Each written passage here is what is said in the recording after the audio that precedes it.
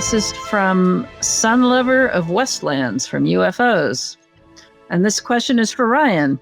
What happens in the missing 4 minutes of the gimbal video? I mean, anyway, I don't know if we have the answer to that, but does the object make other unusual moves? Does the pod lose target at the end? Does the pod ever look at the fleet described in the audio?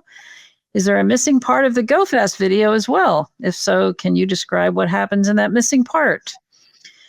Yeah, there is, or at least there was more recording, but the recording wasn't on the backside. It was on the front of what was seen. So it took the aircrew several minutes to essentially fly over.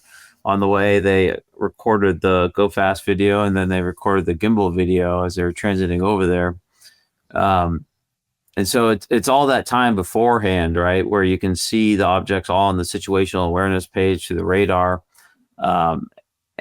It's not necessarily a bunch of more video of the object up close. What you saw is pretty much as close as they got before they turned away.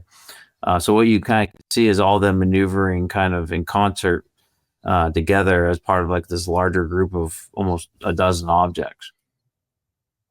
Have you actually been able to see, because as I understand it, the rest of the gimbal video is still classified. Have you been able to see any of that, Ryan?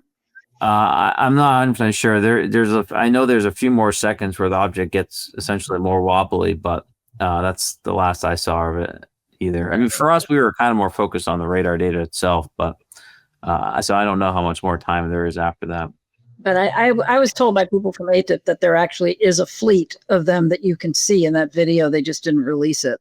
Got it. I don't think anyone has seen that without having the clearances to do so. I think there was one more part of that question at the very end of that question that I didn't read.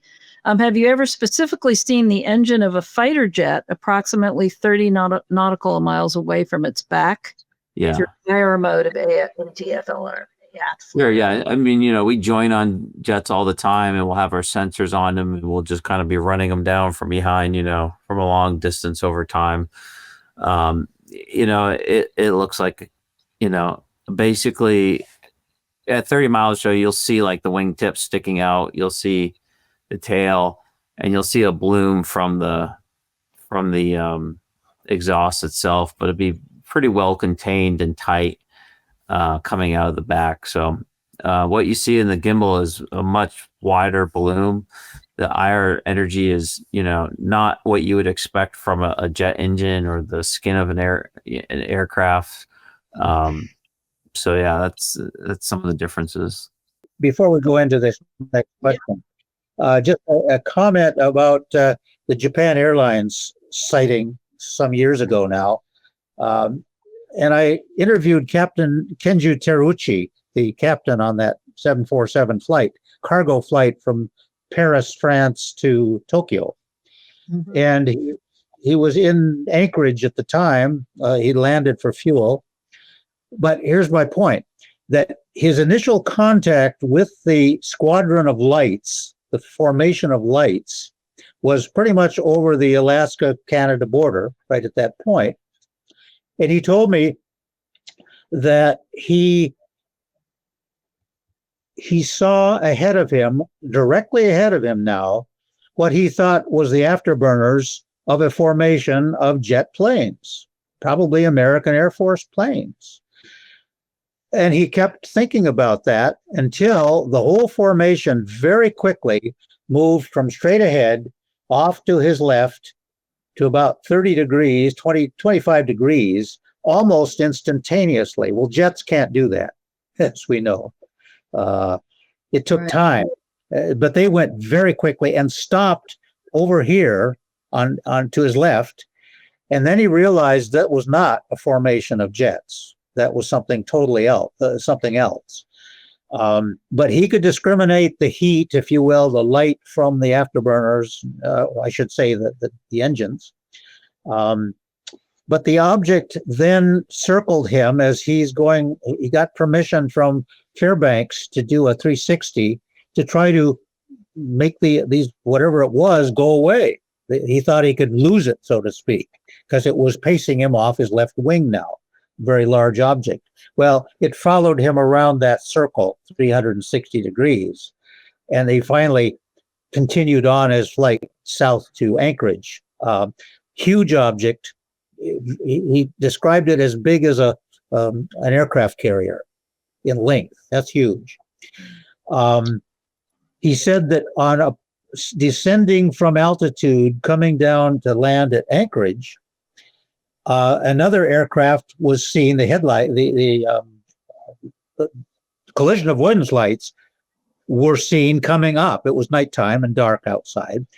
And so he radioed that other aircraft. It was a 777 climbing to altitude to see if that pilot had seen anything from his perspective, because the object was just right at his wingtip.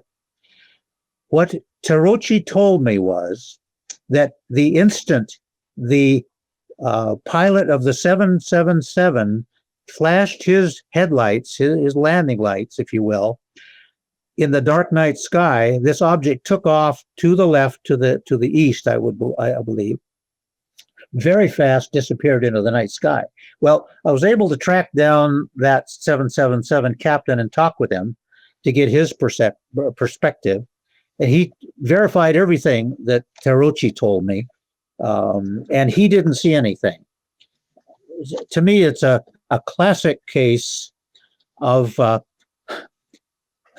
not just misidentification of stimuli, that goes without saying, but how well this captain did. Terauchi did a wonderful job to keep the airplane in control at all times. When he landed, he was surrounded by FAA and Mr. Stuckey and so forth of the FAA there to fill out forms, which he did, make a big report when he landed in Tokyo with his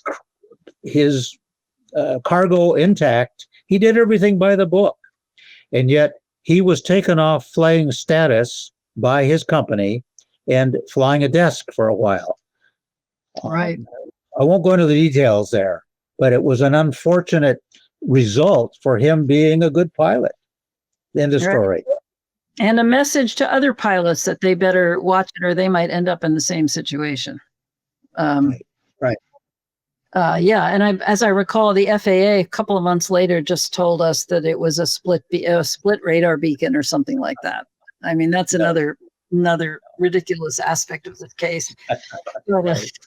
I also want to just let people know, since you just mentioned about this conversation with Terauchi, that Dick Haynes's full archive now is with Rice University at the Archives of the Impossible. And that collection includes many cassette tapes of Dick having conversations with pilots over many years, including Terauchi, including some of the well-known cases. And you can go into the library there and listen to these tapes. And it's absolutely fascinating. So I wanted to just put that out there so people know that your collection is there. And next week, there is a conference at Rice University, and I think some of the listeners will be there. And so anybody who's interested can go in and listen to some of this amazing material, and all your files are there too. So I want to thank you for making them available to everybody.